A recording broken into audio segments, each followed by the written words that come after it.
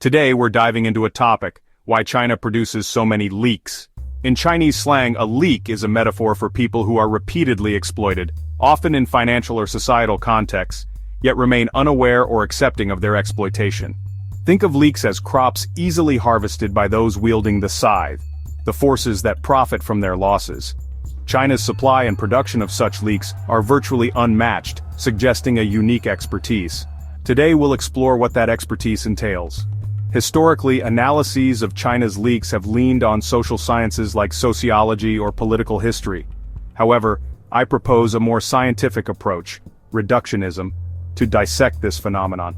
What is reductionism?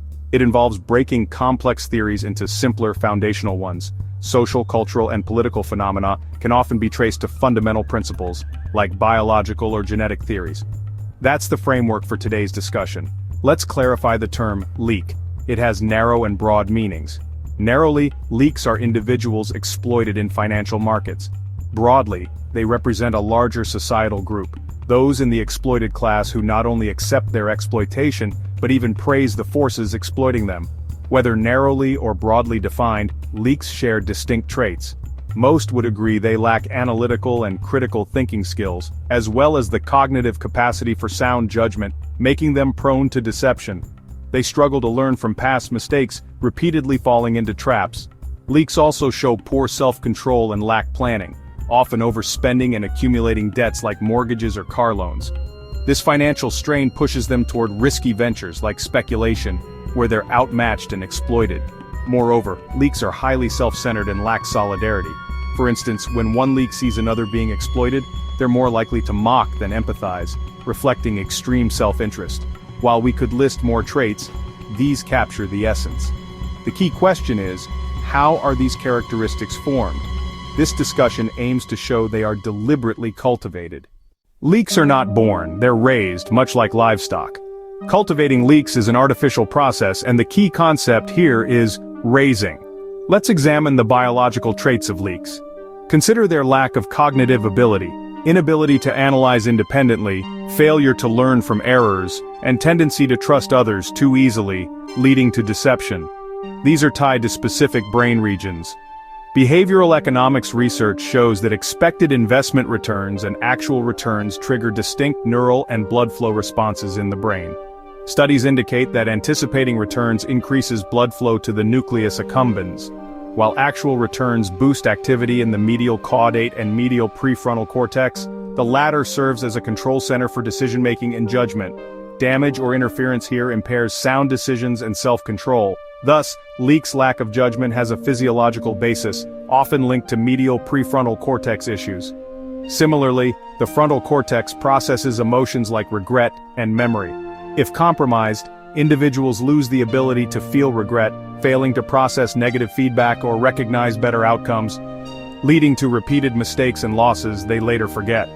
This draws from Introduction to Behavioral Economics by Wilkinson and Klaas. Leeks struggle with objective investment analysis and lack systematic cognitive abilities, partly due to brain function. Nobel laureate Daniel Kahneman, in Thinking Fast and Slow describes two brain modes, reflective and deliberative. Under persistent stress, the neurotransmitter catecholamine slows, reducing prefrontal cortex neural activity. This region switches between modes. When suppressed, the brain stays in reflective mode, unable to engage deliberative thinking, limiting individuals to short-term reflexive decisions.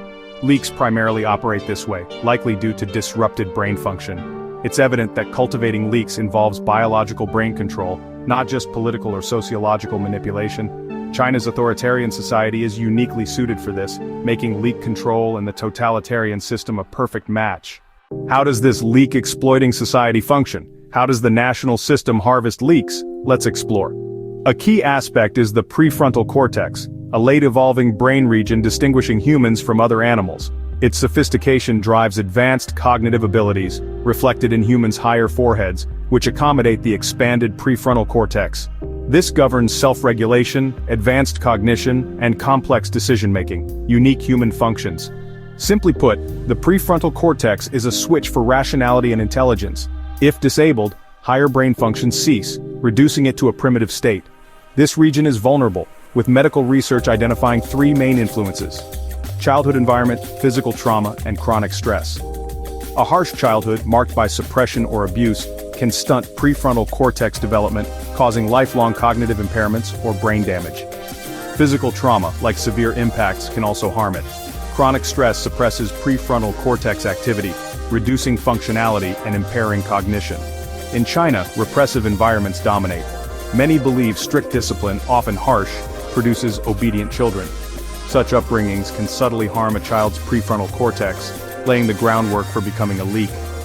As adults, these individuals face intense pressures in China's competitive, low-welfare society. Everyone is a rival with no sense of community. Failure offers no safety net, amplifying life risks. From birth, Chinese individuals fight alone. Chronic stress, mortgages, car loans, education, retirement, medical costs, and unemployment risks exceeds tolerable limits, leaving leeks exhausted with no capacity for complex thinking or planning. Chinese state media report nearly half of young people face anxiety from financial and career pressures. Workplace stress is rising, tied to economic downturns and shrinking markets. In a non-democratic society, there's no outlet for this pressure, forcing internalization, which suppresses prefrontal cortex activity and causes cognitive damage.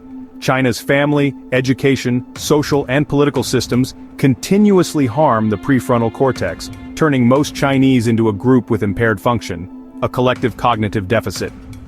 These are leeks. Leeks undergo a subtle prefrontal cortex suppression, orchestrated by society and government, shaping their traits: short-sightedness, impulsiveness, and lack of analytical thinking. They make impulsive choices and face consequences. A leek's life is a cycle of impulsive decisions: spending, investing, expressing opinions, all driven by public narratives, often with disastrous results. Their brains stay in reflexive mode, rarely engaging deliberative thinking. Over time, deep thinking vanishes, leaving only reflexive and impulsive modes, processing simple signals like good or bad, right or wrong. This binary mindset is ideal for scythes, making leeks easily controllable. Lacking independent analysis, they act as manipulated, fully under the scythe's influence. Sustainable harvesting perpetuates suppressed prefrontal cortex function across generations. The scythe's strategy: foster a high-pressure, low-welfare society where chronic stress impairs the prefrontal cortex, preventing deep thinking and sound decisions. The brain operates like a lower animal's. China's systems sustain this cognitive suppression. The shared future for mankind is a shared leek destiny, a collective of suppressed minds. The logic, whether political or economic, is biological. Leeks and scythes differ biologically, not just socially. Leeks' impaired brains make rising difficult, rendering them a lower, easily controlled form of life. Some leeks watching may feel outraged. I understand. This reflects their emotional impulsiveness and lack of critical thinking. If you're a leek, I wish you and your scythe a lasting bond. Thanks for watching and joining us on this journey to unveil China's many layers. If you found this video insightful, please give it a thumbs up, share it with others, and hit that subscribe button to stay updated. See you in the next video.